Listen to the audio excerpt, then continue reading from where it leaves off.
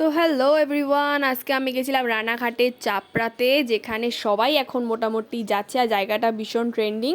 তো সেখানে অ্যাকচুয়ালি খুবই ফুলের বাগান, যার জন্য সবাই গেছিলো। কিন্তু আমরা যে সময় গেছি, মানে আমরা যে টাইমে গেলাম এখন লাস্টের দিকে, তো এর জন্য ফুলগুলো একটু কমে গেছিলো। বাট প্রথমের দিকে যারা গেছে তারা আরও অনেক অনেক অনেক ফুল দেখতে পেয়েছে। চন্দ্রমল্লিকা, ডালিয়া, গাঁদা, রজনীগন্ধা, আরও অন্যান্য অনেক কিছু, অনেক অনেক সবজিও আছে যেগুলো বিক্রি করছিল, টমেটো, বাঁধাকপি, এগুলো সব কম দামের মধ্যে আর অর্গ্যানিক, খুবই ভালো। তো আমি যখন গেছি তখন শুধু রজনীগন্ধাটাই বেশি আর কি রয়েছে।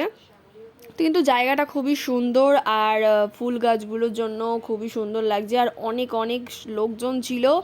আর প্রথমের দিকে তো মানে তার মানে বুঝতে পারছি যে অনেক অনেক ভিড় ছিল, যখন আরও এই জায়গাটা আর কি নতুন নতুন সবাই জেনেছিল আর যাচ্ছিল। তো সবারই মোটামুটি ফুলের হেয়ারওয়েলগুলো সবাই কিনে কিনে মাথায় পরে কেউ কেউ রিলস শ্যুট করছে, কেউ কেউ ফটোশ্যুট করছে। তো জায়গাটা সত্যিই সুন্দর আর ফটোশ্যুট করার মতনই। তো অনেক ধরনের ফুল ছিল, আর দেখতেই পাচ্ছ কত সুন্দর সুন্দর কালার, পুরো বাগানে ভর্তি। আর আমার সাথে গেছিলো বর্ণালী আর গৌতম। তো তারপর আমরা একটু ঘুরে ফিরে নিয়ে একটু ফটোশ্যুট আর একটু রিলস টিলস এগুলো হাবিজাবি একটু বানানোর পরে তারপর জায়গাটা একটু চারপাশে ঘুরে ঘুরে দেখছিলাম। আর এখানে কিন্তু অনেক খাবারের দোকান ছিল, বাট আমরা খাইনি। আমরা আসার সময় মিক্সড রাইস আর ললিপপ খেয়ে চলে এসেছি। তো আজকের মতো বাই।